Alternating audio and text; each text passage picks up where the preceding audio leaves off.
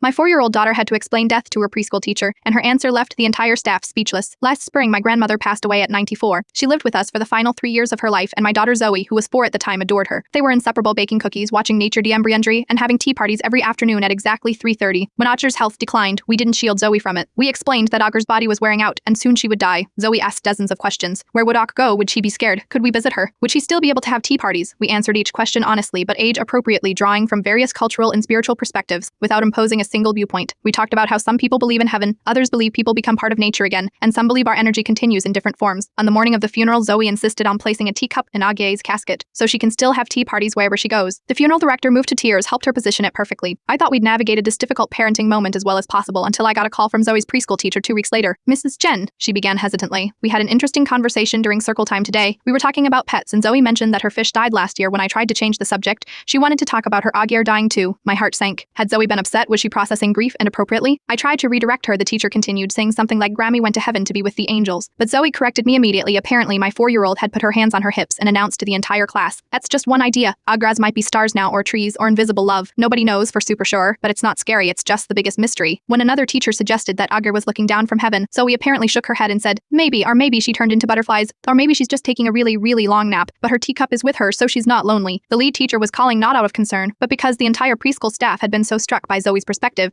that they wanted to revise their approach to discussing death with young children. "We've always defaulted to simplified religious explanations or avoided the topic entirely," she explained, but Zoe's comfort with the uncertainty was remarkable. Several children who'd experienced losses seemed relieved by the idea that there are multiple possibilities. The following week, the school invited me to help develop a new protocol for discussing loss with preschoolers. They now present multiple cultural perspectives on death and emphasize that while nobody knows for certain what happens, there are many beautiful possibilities. Yesterday, almost a year after Meg's passing, Zoe and I were watching butterflies in our garden when she suddenly said, "I think Asher chose to be lots of things. Not just one. Sometimes she's the wind, sometimes she's dreams, and sometimes she's just memories in our heads. That way she gets to have more adventures." Maybe the greatest gift we can give children isn't certainty about life's biggest mysteries, but the understanding that some questions have many possible answers, and that uncertainty itself can be beautiful. And yes, we still have tea parties at 3:30. Zoe always sets out an extra cup, just in case she drops by in whatever form she's taken that day.